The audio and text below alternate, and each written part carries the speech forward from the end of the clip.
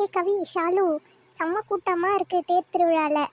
பக்கத்துலேயே இருங்க, அப்புறம் கூட்டத்தில் எங்கன்னா தொலைஞ்சு போயிட போகிறோம். ஊரே நம்மளுக்கு தான், நாம் எப்படி தொலைஞ்சு போயிடுவோம்? என்ன தாண்டி நீ சும்மா காமெடி பண்ணிட்டு இருக்க? ம், ஒரு அக்கறையில் சொன்னால் ரொம்ப தான் கலாய்க்கிற, போடி.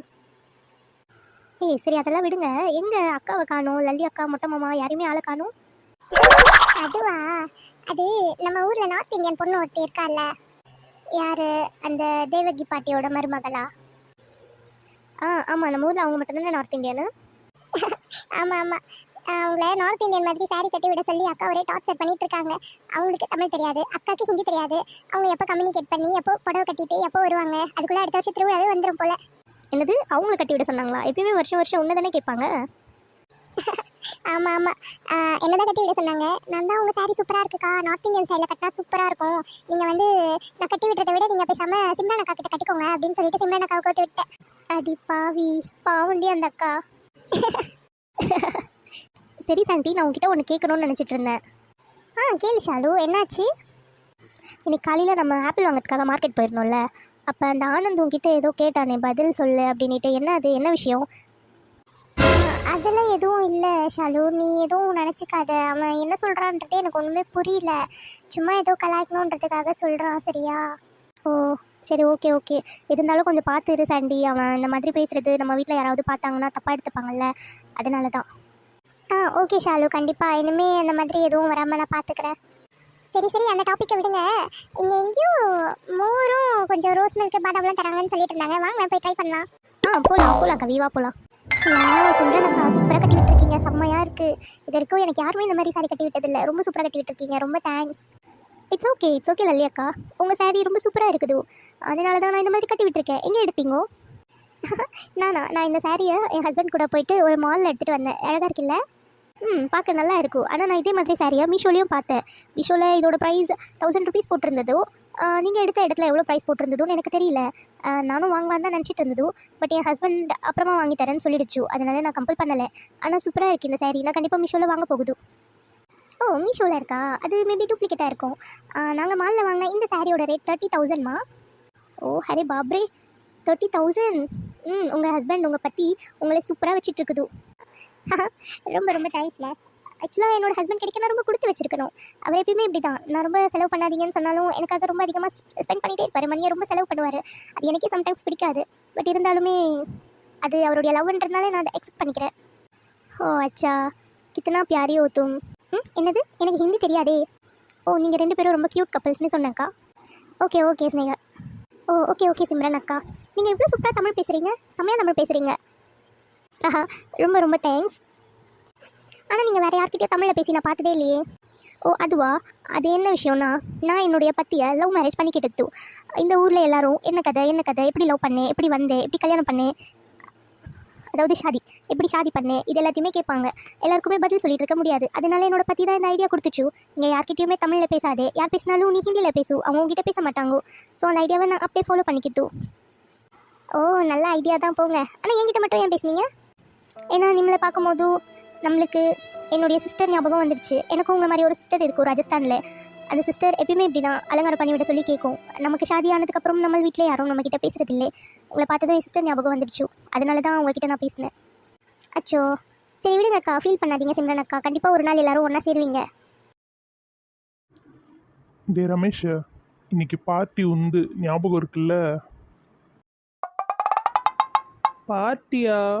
அப்படியெல்லாம் நான் எதுவும் தரேன்னு சொன்ன மாதிரி எனக்கு எந்த ஞாபகமும் இல்லையே மச்சான். டே விளாடாத, நீ ஒரு பெட்டு கட்டின, நான் அந்த பெட்டில் ஜெயிச்சிட்டேன், அவ்வளோதான். நீ இன்னைக்கு பார்ட்டி வைக்கிற. மவனை எதுனா குளறுபடி பண்ண, அந்த பல்பு மாதிரி தொங்கிட்டு இருக்க முன்னாடி இருக்க 2 கண்ணையும் பிச்சு எடுத்துருவேன்னு சொல்லிட்டேன். எந்த பெட்டை பற்றி பேசுகிற மச்சான்? எனக்கு உங்ககிட்ட அப்படி ஒரு பெட்டு கட்டினதே ஞாபகம் இல்லை.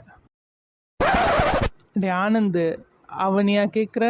அவன்லாம் அர்த்த கைக்கு சுண்ணாம்பு கூட வைக்க மாட்டான்டா, சரியான கஞ்ச பிஸ்னாரி. அவன்கிட்ட போய் பெட்டு கட்டியிருக்க பத்தியா நீ? பெட்டா? எனக்கு தெரியாமல் என்ன பெட்டு கட்டிட்டு இருந்தீங்க? அதுவா மச்சான், நம்ம ஆனந்து.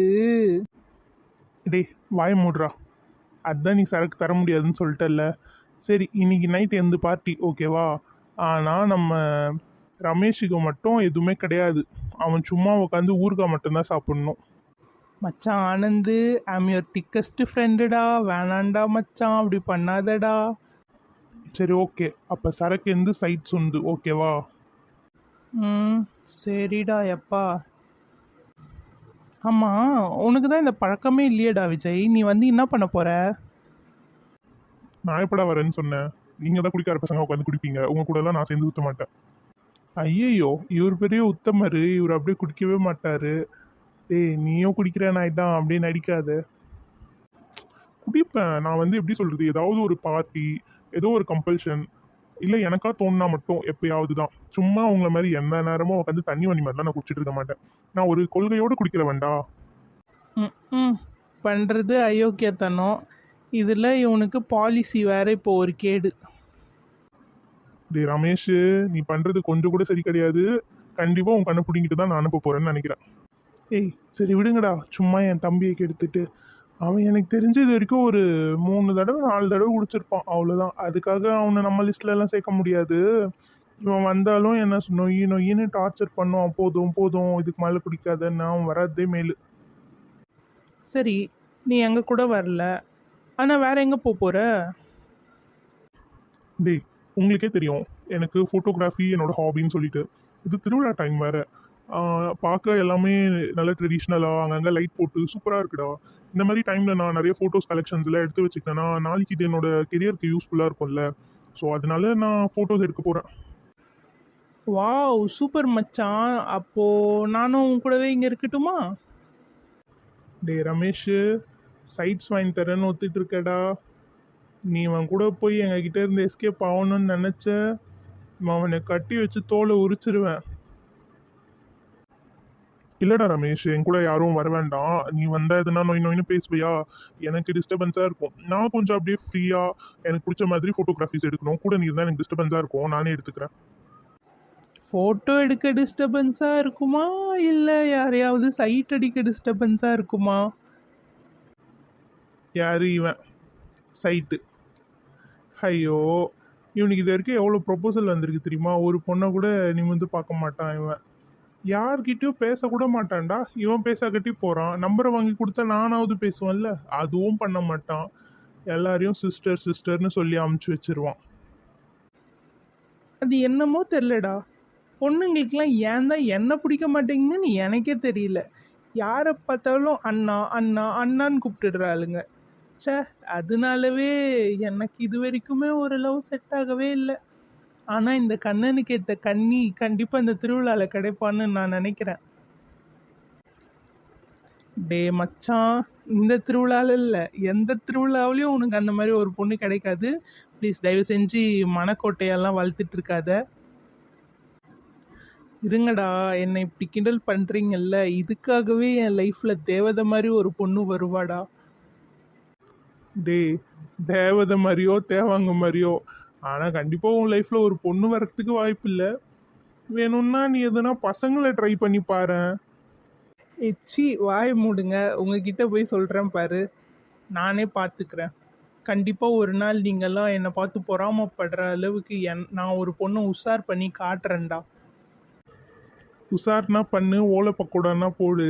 இப்போ நீ ஒழுங்காக வந்து சைட்ஸ் வாங்கி கொடு, ஒழுங்காக கிளம்பி வா எங்கள் கூட. சரி மச்சான், நாங்கள்லாம் கிளம்புறோம். நீ ஜாலியாக ஃபோட்டோ எடுத்துட்டு அதுக்கப்புறம் வரணுன்னா வா. நாங்கள் வந்து தாத்தாவோட தென்னந்தோப்பில் தான் உட்காந்துட்டு இருப்போம், வந்துரு ஓகேவா?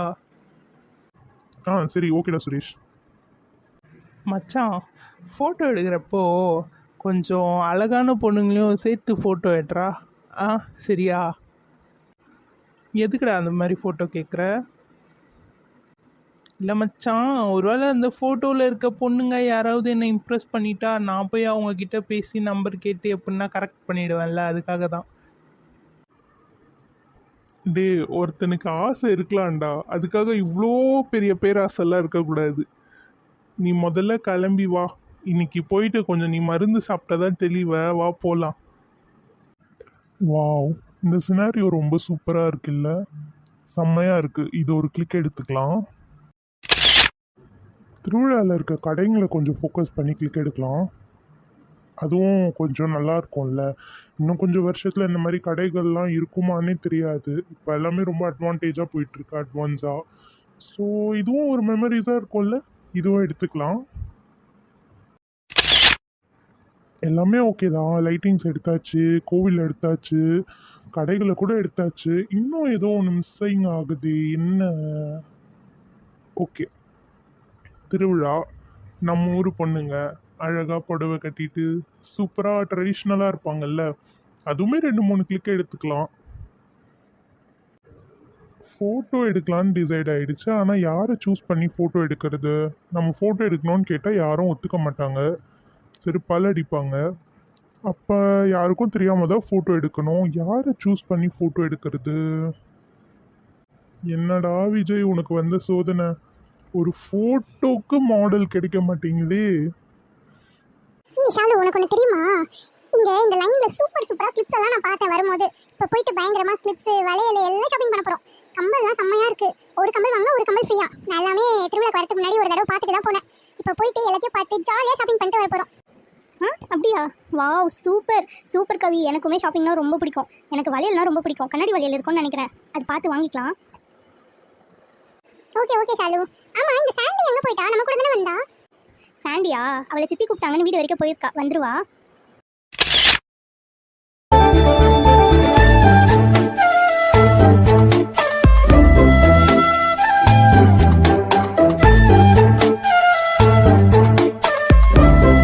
வாட் ப்ரோ, என்ன பண்றீங்க?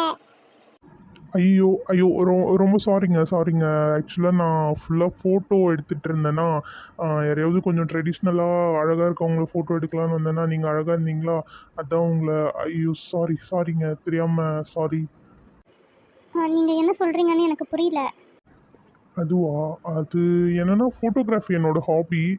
ஸோ நான் இங்கேருந்து எல்லாத்தையும் ஃபோட்டோ எடுத்துகிட்டு இருந்தேன். இங்கே எதெல்லாம் அழகாக இருக்கோ அதை ஃபோட்டோ எடுத்துகிட்டு இருந்தேன். ஸோ உங்களையும் ஃபோட்டோ எடுத்துட்டேன். சாரிங்க, உங்ககிட்ட பர்மிஷன் கேட்காம உங்களோட ஃபோட்டோ எடுத்துட்டேன். Really sorry. ஐயோ ப்ரோ, வாட் ப்ரோ, எதுக்கு இதுக்கெல்லாம் சாரி கேட்குறீங்க? அப்போ எங்கள் ஷாலு அழகா இருக்கா, அப்படிதானே? ஆமாம், அவங்க அழகாக தான் இருக்காங்க. என்ன ப்ரோ, ஃப்ளர்ட் பண்ணுற மாதிரி தெரியுது. ஃப்ளர்ட் பண்ணுறீங்களா? ஐயோ அப்படிலாம் இல்லை சிஸ்டர், நீங்கள் வேற. என் கண்ணுக்கு எதெல்லாம் அழகாக தெரியுதோ அது நான் அழகாக இருக்குன்னு சொல்லுவேன். அந்த சுதந்திரம் கூட இல்லையா எனக்கு? ஓ ப்ரோ, ஓப்பனா தெரியுது ப்ரோ ஃப்ளர்ட் பண்ணுறீங்கன்னு சொல்லிட்டு. போதும் ப்ரோ, வழி இதை தொடச்சிக்கோங்க. ஐயோ சிஸ்டர், நீங்கள் வேற. நான் சும்மா எல்லாரையும் ஃபோட்டோ எடுத்துகிட்டு இருந்தேன். எனக்கு இவங்க தானே தெரியாது. நான் சும்மா நார்மலாக கிளிக் பண்ணிகிட்டு இருந்தேன். இவங்களோட saree பார்க்க அழகாக இருந்தது, அதனால நான் ஃபோட்டோ எடுத்தேன். அப்புறமா தான் தெரியும் இவங்கன்னு. ரியலி சாரி, உங்களுக்கு தெரியாமல் கேட்காம ஃபோட்டோ எடுத்தது தப்பு தான். உங்களுக்கு வேணாம், விருப்பம் இல்லைன்னா நான் உங்கள் ஃபோட்டோஸை டெலீட் பண்ணிடுறேன். ப்ளீஸ் டெலீட் பண்ணிடுங்க. வீட்டில் யாருக்காவது தெரிஞ்சால் பெரிய பிரச்சனையாயிடும். ப்ளீஸ் டெலீட் பண்ணிடுங்க. ஐயோ ப்ரோ, நீங்கள் வேறு ஃபோட்டோகிராஃபர்னு சொல்கிறீங்க, எங்கள் ஷாலு வேறு அழகாக இருக்கான்னு சொல்கிறீங்க. பரவாயில்ல, வச்சுக்கோங்க. நாளை பின்ன எங்கள் ஷாலுவோட ஃபோட்டோவை யாராவது பெரிய டேரக்டர்ஸ் யாருன்னா பார்த்து உங்களுக்கு என்ன சான்ஸ் கொடுக்கலாம்ல மாடலிங்காக. ஹே கவி, என்ன விளையாடுறியா? அவரே டெலீட் பண்ணுறேன்னு சொல்கிறாரு, நீ வச்சுக்கோன்னு சொல்கிற. இது வீட்டில் யாருன்னா தெரிஞ்சிச்சுன்னா எவ்வளோ ப்ராப்ளம் ஆகும் தெரியும்ல. ஐயோ ஷாலு கோவப்படாத. கூல். உனக்கும் மாடலிங்கில் இன்ட்ரெஸ்ட் இருக்குல்ல, ப்ரோ வேறு பெரிய ஃபோட்டோகிராஃபரு. நான் உனக்கு ஏதாவது யூஸ் ஆகும்னு சொல்லி தான் நான் சொன்னேன். உனக்கு விருப்பம் இல்லைனா வேணாம் ப்ரோ, நீங்கள் டெலிட் பண்ணிடுங்க. ஓகேவா ஷாலு? Calm down, மறைக்காத. ஏங்க ப்ளீஸ், தயவு செஞ்சு அந்த ஃபோட்டோவை டெலிட் பண்ணிவிடுங்க. உங்கள் வீட்டில் யாராவது பார்த்துட்டாங்கனாலும் என்ன ஏதுன்னு கேட்பாங்கல்ல. அப்படியே யார் மூலியமாவது எங்கள் வீட்டில் தெரிஞ்சிச்சுன்னா ரொம்ப பிரச்சனையாயிடுங்க. ப்ளீஸுங்க, டெலிட் பண்ணிவிடுங்க. சரி ஓகேங்க, அதுக்கேங்க இத்தனை ப்ளீஸ். கண்டிப்பாக டெலீட் பண்ணிடுறேன். உங்களுக்கு மாடலிங்கில் இன்ட்ரெஸ்ட் இருக்குதுன்னு சொல்கிறாங்க. எனக்கு நிறைய ஷார்ட் ஃபிலிம் பண்ணுறவங்கள தெரியும். உங்களுக்கு இன்ட்ரெஸ்ட் இருந்தால் சொல்லுங்களேன், நான் அவங்க கூட உங்களை பேட்சப் பண்ணி விடுறேன். ஐயோ அப்படிலாம் எதுவும் இல்லை, அவள் சும்மா ஏதோ உளறிட்டு இருக்கா. நீங்கள் அந்த ஃபோட்டோ மட்டும் டெலிட் பண்ணிடுங்க. சரி ஓகேங்க, டெலீட் பண்ணிடுறேன். ஆமாம் ப்ரோ, உங்களுக்கு நிறைய ஷார்ட் ஃபிலிம் எடுக்கிறவங்க தெரியும்னு சொல்கிறீங்கல்ல. அந்த ஸ்டைக்கர்ஸ்ன்ற சேனலில் ஒரு அண்ணன் நடிச்சிருப்பாரு, மிஸ்டர் பிகே. அவர் தெரியுமா? நான் அவரோட பெரிய ஃபேன் ப்ரோ. எனக்கு அவர் கூட ஒரே ஒரு ஃபோட்டோ எடுக்கணும். கொஞ்சம் ஏற்பாடு பண்ணி தர முடியுமா? ஓ அவரா? அவர் எனக்கு தெரிஞ்சவர் தான். கண்டிப்பாக நான் உங்களுக்கு ஹெல்ப் பண்ணுறேன். சீரியஸாவா ப்ரோ? அதே மாதிரி டீனா அவங்க கூடவும் எனக்கு ஒரு செல்ஃபி எடுத்துக்கணும்னு ரொம்ப ஆசை ப்ரோ. கண்டிப்பாக எனக்காக ஹெல்ப் பண்ணுங்க. ஓ கண்டிப்பாக சிஸ்டர், ஷியோர். கண்டிப்பாக உங்களுக்காக நான் ஹெல்ப் பண்ணுறேன். கவி, டைம் ஆயிடுச்சு, நம்ம கிளம்பலாமா? அங்கே சாண்டி வேற தனியாக இருப்பாள்ல, வா போகலாம். சரி ஓகே பிரதர், பாய். அப்புறமா மீட் பண்ணலாம். ஓகே சிஸ்டர், பாய். ஏய் கவி, பேசாம வா. நீ பேசுறது யாருன்னா பார்த்தாங்கன்னா கண்ணு காது மூக்கு வச்சு பேசுவாங்க. தயவு செஞ்சு வா. ஐயோ நீ வேற ஏன் ஷாலு இப்படி பயந்து நடுங்குற? அதெல்லாம் ஒன்றும் இல்லை. எவன் பார்க்க போறான்? நான் ப்ரோன்னு தானே பேசுகிறேன். நீ உன் சொந்த ப்ரோ கிட்டேயே பேசினா கூட இவனுங்கெல்லாம் ஒரு மாதிரி பேச தான் செய்வாங்க. இந்த ஊரில் இருக்கவங்கலாம் இவங்க வாயிலெல்லாம் நம்ம விழ முடியாது. முதல்ல என் கூட கிளம்பி வா, இங்கே நிற்காத. ஐயோ ஏன் ஷாலு இப்படி பயப்படுற? சரி வா போகலாம். பயம்லாம் இல்லை கவி, எதுக்கு தேவையில்லாம? அதனால தான் வா போகலாம். சரி. நம்ம வேற ஃபோட்டோ ரொம்ப அழகாக எடுத்திருக்கோம். இதை டெலிட் பண்ணியே ஆகணுமா? பண்ணலன்னா என்ன தெரியவா போகுது? பார்த்துக்கலாம். இருந்தாலும் ஃபோட்டோவில் பார்க்க நல்லா அழகாக மாடல் மாதிரி தான் இருக்காங்க. பேர் ஏதோ சொல்லுச்சு அந்த பொண்ணு. ஷா ஷாலு தானே? Nice name.